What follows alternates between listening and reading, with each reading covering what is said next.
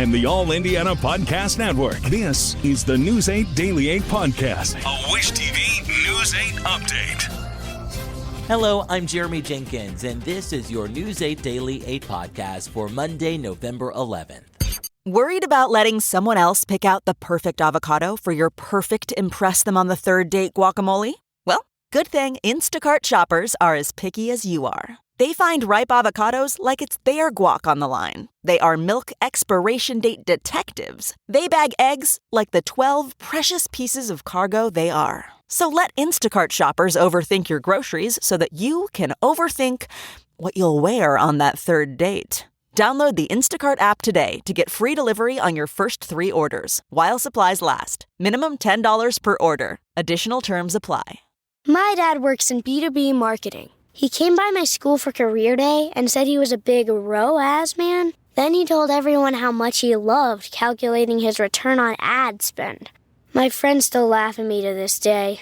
Not everyone gets B2B, but with LinkedIn, you'll be able to reach people who do. Get a $100 credit on your next ad campaign. Go to linkedin.com/results to claim your credit. That's linkedin.com/results. Terms and conditions apply. LinkedIn, the place to be, to be.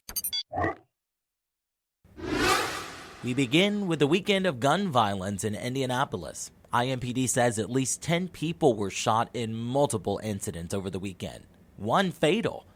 That fatal shooting happened Saturday evening at an apartment complex near West Michigan and Holt Road. Police say a man was found dead inside one of the apartments there. On top of that, shootings on Denison Street Saturday night and on Westlake South Drive early yesterday morning left 2 people critically injured. Anyone with information on any of those shootings is encouraged to contact police or Crime Stoppers. And in Greenwood, a 13-year-old is in custody this morning facing charges for shooting another teenager. It started around 1 Sunday morning when Greenwood police were called to a home on Harmony Drive, just west of US 31. Officers say they found a 13-year-old with gunshot wounds. He was rushed to the hospital in critical condition. Investigators say that the wounded teen was one of 6 young people who were playing with a gun when one of the boys pointed the gun at the victim and shot him.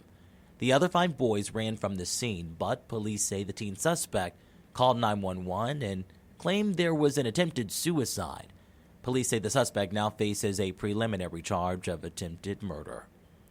And now to the Delphi murders case. The jury in the Delphi murders trial will be back at work in just a few hours this morning, trying to reach a verdict. The jury asked Richard Allen's defense team for another look at some of the evidence they presented. Judge Fran Gull said the evidence could only be replayed one time. We are not sure what the jury asked to review, but the jury is working to decide whether Richard Allen is guilty of killing Abby Williams and Libby German back in February of 2017. Outside of the courthouse, the Delphi community has now endured 3 weeks of that trial. Many are anxiously awaiting the trial's conclusion. ITMate's Cody Fisher reports. The crowd outside of the courthouse was the largest that we've seen during the 3 days of deliberation, and that crowd is mainly broken up into 2 camps. One camp believes Richard Allen is guilty. The other camp believes he's not guilty.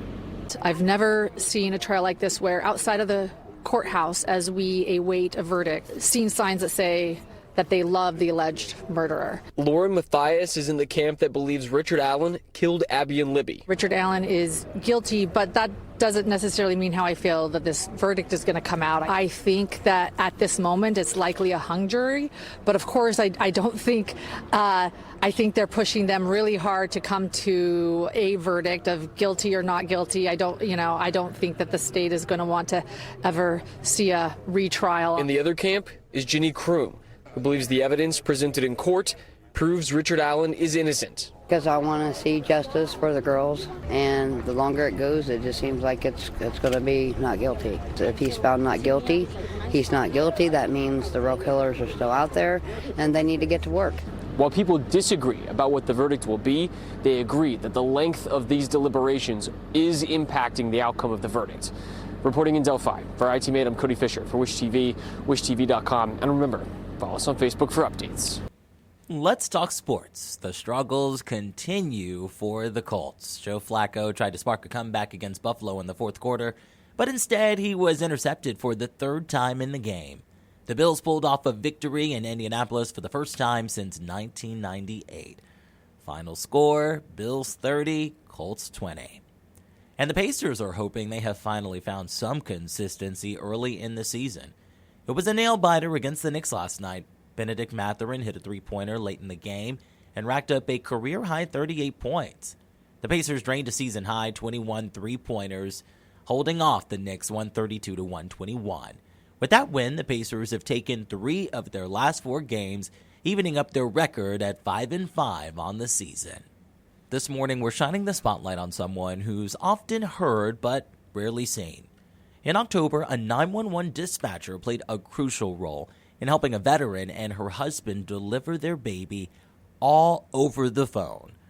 News 8's Hernan Gutierrez reports. On that call, you can hear the moment baby Zeke was brought into this world in his parents' Greenfield home. You can also hear when first responders arrive to help.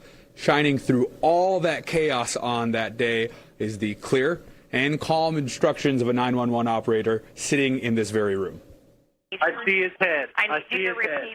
911 dispatcher Alyssa Eichholz has worked in Hancock County for the last 4 years. She says there's a lot of moving parts every day when she puts on a headset. It's a lot of people's bad days, a lot of people's sad days. We're having to navigate what that person on the other end of the phone, what information they're giving us, and the stress or anxiety that they may be presented with. On October 21st, Eichholz picked up a call that would mark a first in her 7-year career. Stay on the line, I'll tell you exactly what to do next. Is that him crying? She helped deliver Air Force veteran Kelsey Weiss's 3rd baby, Zeke, over the phone. When I knew he was coming, I was trying not to freak out, but like he said, there's so much adrenaline that you're just like, okay, he's coming, like just keep pushing. Weiss had already planned to go through labor at home, then go to the hospital when Zeke was ready. That's what they did with their last child. However, his dad Nathan says the little bundle of joy had a different plan. I started to see him crown, and that's when I dialed 911 and just made the call. Hey, start sending them because my baby is on the way. First responders were at the couple's house within minutes, but that was enough time for baby Zeke to be born. Dry the baby off with a clean towel, then wrap the baby in another clean, dry towel. Okay, I will. He's beautiful. Eichholz was on speakerphone while giving instructions to Dad. Mom says that guidance was everything she needed at that moment. She actually calmed my nerves a little bit, just hearing her and then hearing him talk to her and the baby cry. Eichholz says dispatchers rarely get to meet the people they help. But a week after the ordeal, she got to hold Zeke when the family paid her a visit at work. It's a surreal, very special moment for me. We don't get a lot of that type of positivity. It definitely reignited just a sense of why I do the job. To celebrate her role on that day, Eichholz gets this little pin. It shows a stork and a headset. She joins 2 other 911 operators here in Hancock County who have helped deliver a baby over the phone. Reporting in Greenfield, I'm Hernan Gutierrez for WishTV, WishTV.com, or follow us on Facebook for updates. Let's talk weather now. Storm Track 8 says the fall-like temperatures are making a comeback. Meteorologist Marcus Bailey has your News 8 Daily 8 forecast. Might be a little breezy if there's any hang-up today, but outside of that, we're still going to stay pretty mild. Let's get you going here. Live look downtown. We are in good shape.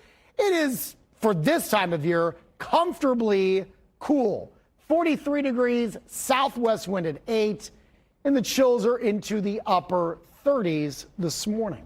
41 in Lafayette, 43 in Kokomo, 44 Shelbyville, 43 in Bloomington, and 44 in Bedford here. So far, again, cool. You'll need the sweatshirt or jacket, but it is still above average on the low end for this time of year. We will get kind of a more reinforcing shot of colder air coming in later tonight. It's going to come with a secondary front. It's going to do a couple of things for us. Clouds are going to increase today.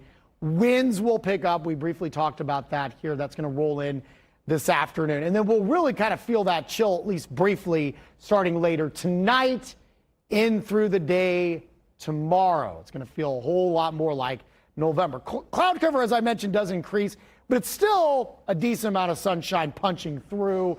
Your cloud cover about 30% later on for this afternoon, so it's not bad. 46 at 8 o'clock, 57 at lunchtime. I'm going to go the high of 61 later on for the day today. And then those wind gusts out of the west, 20 to 25 miles per hour.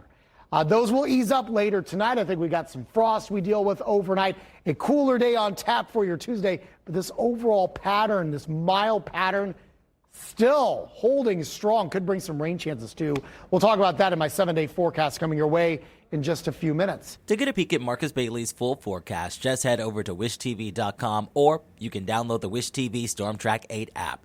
And don't forget to check out our Storm Track 8 weather blogs.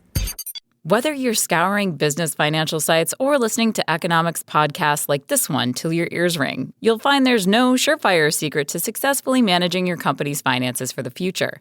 It turns out you might just need to pair with PNC Corporate and Institutional Banking, whose team of dedicated relationship managers bring 160 years of experience, pragmatic advice, and an array of tools and tech to scale to any size business. In fact, they're so tuned in to what you need, they knew you'd be listening to this podcast. As for that ringing in your ears, that's the brilliant sound of success. PNC Bank. Brilliantly boring since 1865. PNC and PNC Bank are registered marks of the PNC Financial Services Group, Inc., PNC. Copyright 2024, the PNC Financial Services Group, Inc., all rights reserved.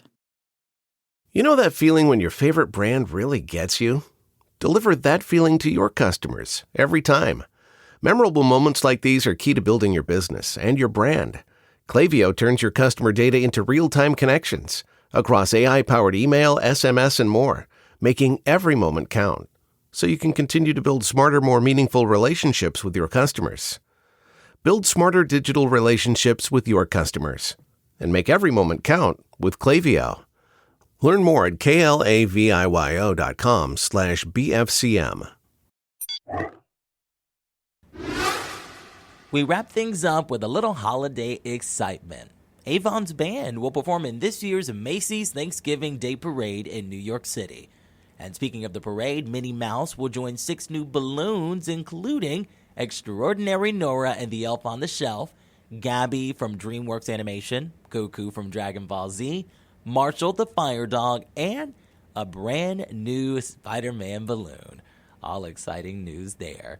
And that wraps up your News 8 Daily 8 podcast for Monday, November 11th. I'm Jeremy Jenkins for Wish TV, wishtv.com, or follow us on Facebook for updates. This is the News 8 Daily 8 podcast, a Wish TV News 8 update on demand. For even more, on demand and on the go, connect with Wish TV on Facebook at wishtv.com and on the free Wish TV mobile app. Thank you for listening, and be sure to like, subscribe, and follow this podcast for updates every weekday morning on the All Indiana Podcast Network and wherever you get your podcast.